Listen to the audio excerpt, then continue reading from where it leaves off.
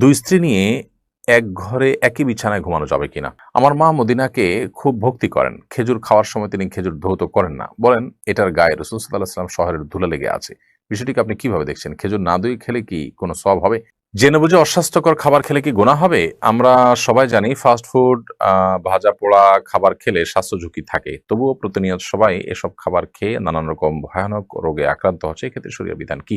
অনেকে প্রিয় মানুষের কবরের পাশে নিজের কবর দেওয়ার জন্য ওসিয়ত করেন। পাশাপাশি ২ কবরের বাসিন্দারা কি পরস্পরকে দেখতে পারেন? তারা কি পরস্পরের মধ্যে কথা বলতে পারেন?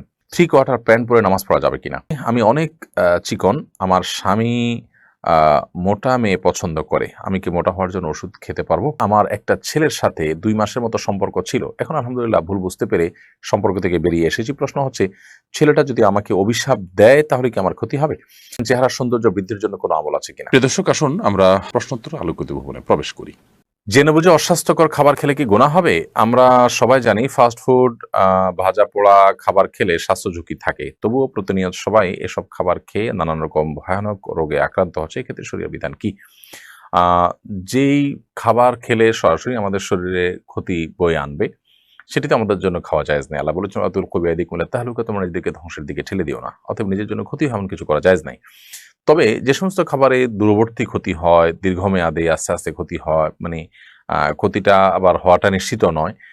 তার শরীরে ইমিউন থাকলে ক্ষতি নাও হতে পারে। তো এই লেভেলের যদি থাকে, যেমন ফাস্ট ফুড, ভাজাপোড়া ইত্যাদি, এগুলোর ক্ষতি থাকে, তো এই কারণে এগুলো খাওয়া হারাম হয়ে যাবে না।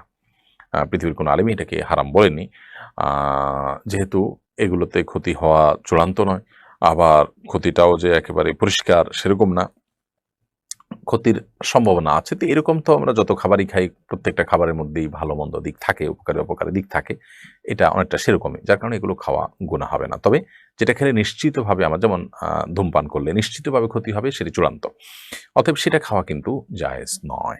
অনেকে প্রিয় মানুষের কবরের পাশে নিজের কবর দেওয়ার জন্য ওসিয়ত করেন। পাশাপাশি ২ কবরের বাসিন্দারা কি পরস্পরকে দেখতে পারেন? তারা কি পরস্পরের মধ্যে কথা বলতে পারেন? আ দেখুন, কবরে আ পাশাপাশি থাকার মধ্যে বাহ্যিক দৃষ্টিকোণ থেকে কোনো কল্যাণ নেই। এবং কবরের পাশাপাশি কবরের লোকের সাথে আলাপ-সালাপ করার, যোগাযোগ করার কোনো সুযোগ আছে, কোরআন হাদিসের আলোকে এরকম কিছুও বোঝা যায় না। এটা জাস্ট সন্তানরা বা অন্যরা যখন জিয়ারত করবে, পাশাপাশি দেখে পাশাপাশি দোয়া করার সুযোগ পাবে। জাস্ট এই জায়গা থেকে হয়তো মানুষ বলে থাকেন। মনোয়ারা এই আইডি থেকে আপনি আমাদের ইউটিউব চ্যানেলে প্রশ্ন করেছেন, আমার একটা ছেলের সাথে ২ মাসের মতো সম্পর্ক ছিল। এখন আলহামদুলিল্লাহ ভুল বুঝতে পেরে সম্পর্ক থেকে বেরিয়ে এসেছি। প্রশ্ন হচ্ছে, ছেলেটা যদি আমাকে অভিশাপ দেয় তাহলে কি আমার ক্ষতি হবে? হারাম সম্পর্ক ছেড়ে আপনি খুব ভালো কাজ করেছেন। আ বিশেষ করে যদি হারাম সম্পর্কটাকে হালাল করার কোনো উপায় না থাকে, বরং হারামে আরো কন্টিনিউ করতে হবে এরকম আ অবস্থা থাকে, তাহলে সেক্ষেত্রে বেরিয়ে আসাটা আপনার কর্তব্য ছিল। এরপরে সেই ছেলে যদি মনে কষ্ট পায়, ভুল বুঝে, এতে আপনার কোনো গুনাহ হবে না, আপনার কোনো ক্ষতি হবে না। বরং আপনি তাকে বোঝানো উচিত যে কেন আপনি বেরিয়ে আসছেন, এবং সে সেটাকে রেসপেক্ট করা উচিত। সেও আল্লাহর ভয় অন্তরে লালন করা উচিত। তাকে বোঝানো দরকার। এমডি ফারুক আপনি লিখেছেন ইউটিউব চ্যানেলে, আমি অনেক চিকন। আমার স্বামী আ মোটা মেয়ে পছন্দ করে। আমি কি মোটা হওয়ার জন্য ওষুধ খেতে পারবো? জি, পুরুষ আইডি থেকে সম্ভবত কোনো বোন আপনি প্রশ্ন করেছেন। আ মোটা হওয়ার জন্য, মোটাতাজা হওয়ার জন্য কোনো ঔষধ গ্রহণ করলে সেটি যদি স্বাস্থ্যের জন্য ক্ষতিকর দিক থাকে, তাহলে ডেফিনিটলি সেটি গ্রহণ করা যাবে না। কারণ আ মানুষ নিজে নিজের স্বাস্থ্যকে ধ্বংসের দিকে ঠেলে দেওয়ার মতো কোনো কাজ করলে সেটি ইসলামের শরীয়তের দৃষ্টিকোণ থেকে জায়েজ হয় না, সেটা গুনাহের কাজ হয়। বিধায় এটি করা যাবে না। আবার সেই সাথে এও আমাদের মাথায় রাখতে হবে যে আ মোটা হওয়া এটা তো আসলে কোনো ভালো জিনিস না। তুলনামূলকভাবে একটু আ আপনার আ আ খুব বেশি চিকন হলে সেটা যাতে না হয়, সেটা যদি চান কেউ, তাহলে সেক্ষেত্রে খাবার-দাবার, খাদ্যাভ্যাস এগুলো একটু পরিবর্তন করলেই হয়তো পরিবর্তন হতে পারে। সেই পন্থাটা আপনি অ অবলম্বন করতে পারেন। আর যদি কোনো ওষুধে সাইড ইফেক্ট না থাকে, সাধারণত এই সমস্ত ওষুধে সাইড ইফেক্ট থাকেই থাকে। যদি এরকম কিছু থাকে, সাইড ইফেক্ট নাই, নিশ্চিত হতে পারেন আপনি, তাহলে সেটা গ্রহণ করলে কোনো অসুবিধা নেই। আ আবু সুফিয়ান মিয়া আপনি লিখেছেন, 3 কোয়ার্টার প্যান্ট পরে নামাজ পড়া যাবে কিনা? 3 কোয়ার্টার প্যান্ট আ যদি পরেন, যেটার ফলে আপনার হাঁটু ঢেকে যায়, সেটাতে আপনি নামাজ পড়লে নামাজ হয়ে যাবে। তবে লক্ষ্য রাখতে হবে, রুকু, সেজদা বা উঠা বসার সময় যেন এই প্যান্ট সরে গিয়ে হাঁটু প্রদর্শিত না হয়। যদি সেরকম হয় যে হাঁটু প্রদর্শিত হয় না, বরং হাঁটু ঢেকে থাকে, 3 কোয়ার্টার প্যান্ট পরে তাহলে নামাজ পড়লে নামাজ হয়ে যাবে। তবে মনে রাখা উচিত, আল্লাহ সুবহানাহু ওয়া তাআলা বলেছেন, ইয়া বানি আদম খুযু যিনাতাকুম ইনদা কুল্লি মাসজিদ, হে আদম সন্তান, তোমরা প্রত্যেক নামাজের সময় সুন্দর পোশাক বা সুন্দর বা শোভা এটা গ্রহণ করো। তার মানে এমন পোশাক পরা উচিত নয় যে পোশাকটা আসলে আমরা সচরাচর গুরুত্বপূর্ণ কোনো অনুষ্ঠানে কোনো ব্যক্তির সঙ্গে সাক্ষাৎ করতে যাওয়ার সময় পড়ি না। নামাজ হয়ে যাবে সেটা একটা বিষয়, কিন্তু নামাজের কোয়ালিটিকে নষ্ট করতে পারে এ ধরনের পোশাক। কারণ এটি আল্লাহর দরবারে, আল্লাহর সামনে আমি দাঁড়াচ্ছি, তার সঙ্গে কিন্তু যায় না। ২ স্ত্রী নিয়ে এক ঘরে একই বিছানায় ঘুমানো যাবে কিনা? উম যদি কারোর একাধিক স্ত্রী থাকে এবং তাদের সাথে একই সাথে তিনি শোন, যেহেতু শরিয়ার কোনো বিধান লঙ্ঘন হচ্ছে না এবং আ মানে এদের মধ্যে পারস্পরিক পর্দাও নেই, অতএব এটি জায়েজ আছে। বাট শারীরিক সম্পর্ক করলে সেক্ষেত্রে এখানে সতরের বিধান চলে আসবে। সেই কারণে সেটির ক্ষেত্রে অবশ্যই আপনাকে শরিয়ার বিধানের আলোকে আ আপনাকে করতে হবে এবং সেক্ষেত্রে আপনার যদি একে অন্যের সতর দেখেন এরকম কোনো পরিবেশ তৈরি হয়, তাহলে সেটা অবশ্যই নাজায়েজ এবং গুনাহ হবে। তাসনিমা আক্তার লিখেছেন, চেহারার সৌন্দর্য বৃদ্ধির জন্য কোনো আমল আছে কিনা? চেহারার সৌন্দর্য বৃদ্ধি এটার জন্য ইমানদারের খুব বেশি চিন্তা বা টেনশনের বিষয় না, যার কারণে এটার জন্য কোনো কোরআন হাদিসে বাতানো কোনো আমল আসলে নেই। একজন ইমানদার তিনি তার আমল এবং কর্মকে সুন্দর করার চেষ্টা করবেন। চেহারা আল্লাহ তাআলা যেভাবে দিয়েছেন সেটাকে শুধু যত্ন করবেন।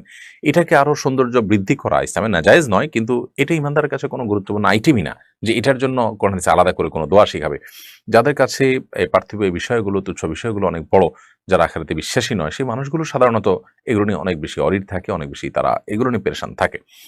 তো চেহারার সৌন্দর্য বৃদ্ধির জন্য কোনো উপায় অবলম্বন করলে সেটাকে আমি হারাম বলছি না। কিন্তু এইটাকে ইসলাম এত বড় করে দেখে না যে এটার জন্য আলাদা কোনো আমল দিবে। আমল দিবে তো তখন যখন জিনিসটা খুব গুরুত্বপূর্ণ হবে। তো যাই হোক, এটার জন্য আলাদা কোনো দোয়া বা আমলের কথা কোরআন হাদিসে কোথাও বলা হয়নি। তবে আ আপনি যদি মনে হয় যে আপনার চেহারাতে এমন কিছু আছে যেটার কারণে আপনি অবহেলার শিকার অথবা অপমানের শিকার বা অবমূল্যায়নের শিকার, সেক্ষেত্রে আল্লাহ তাআলার কাছে আপনি সাধারণভাবে তো দোয়া করতেই পারেন অথবা বৈধ কোনো উপায়ে চেষ্টা করতে পারেন। আমি বলছি যে যারা আ চেহারার সৌন্দর্য বলতে আল্লাহ যা দিয়েছেন সেটা তে কোনো উল্লেখযোগ্য কোনো ত্রুটি নেই। কিন্তু তারপরও সুন্দরত্বের কোনো শেষ নাই। তারা আরো সুন্দর করার পিছনে মরিয়া হয়ে থাকেন এবং এটার পিছনে লাখ, লাখ টাকা খরচ করেন এবং এটার পিছনে লেগে থাকেন। একটা পর্যায় পর্যন্ত এটা জায়েজ আছে। কিন্তু যখন সীমানা ছাড়িয়ে যায় তখন সেটা কিন্তু অপচয় এবং নাজায়েজের পর্যায়েও চলে যায়। সেটি মাথায় রাখতে হবে। খোলাসা কথা হলো, আপনার চেহারাতে যদি কোনো ত্রুটি থাকে আ যেটা আপনার সৌন্দর্যকে নষ্ট করে এবং সেটার কারণে আপনি সমস্যাগ্রস্ত থাকেন, তো আপনি কোনো ট্রিটমেন্ট করতে পারেন। আবার আল্লাহর কাছে দোয়াও করতে পারেন যে, "আল্লাহ আপনি আমার সমস্যা দূর করে দিন।" দোয়া আপনি ওপেন, উন্মুক্ত দোয়া আপনি আল্লাহর কাছে নিজের ভাষায় দোয়া করবেন। ইনশাআল্লাহ আল্লাহ রাব্বুল আলামিন আপনার দোয়া কবুল করতে পারেন। আর দ্বিতীয়ত, যদি এরকম পর্যায়ে না থাকে, জাস্ট আপনার সৌন্দর্য যেটুকু আছে এটাকে আরো বাড়াতে চান আপনি, এটা আসলে ত্রুটিপূর্ণ কিছু নাই, আরো সুন্দর করতে চান, সেটাও আপনি করলে করতে পারেন। কিন্তু এটার জন্য খুব বেশি টাকা-পয়সা ব্যয় করে যদি আপনি অপচয় সীমানা চলে যান, সেক্ষেত্রে সেটা গুনাহ হবে। আর আমল হিসাবে এক্ষেত্রেও আল্লাহ তাআলার কাছে আপনি দোয়া করতে পারেন। তবে নবী করিম সাল্লাল্লাহু আলাইহি ওয়াসাল্লাম ফজর নামাজের জন্য যখন নামাজের জায়গার দিকে যেতেন, তখন একটা দোয়া পড়তেন। বিভিন্ন হাদিস দ্বারা বিভিন্ন দোয়ার কথা প্রমাণিত আছে। এর ভিতরে একটা হলো, আল্লাহুম্মা জাআল ফি কলবি নূরা ওয়া ফি ওয়াজহি নূরা। আল্লাহ আমার চেহারাকে আপনি আলোকিত করে দিন। এটা অবশ্য বাহ্যিক সৌন্দর্য নয়।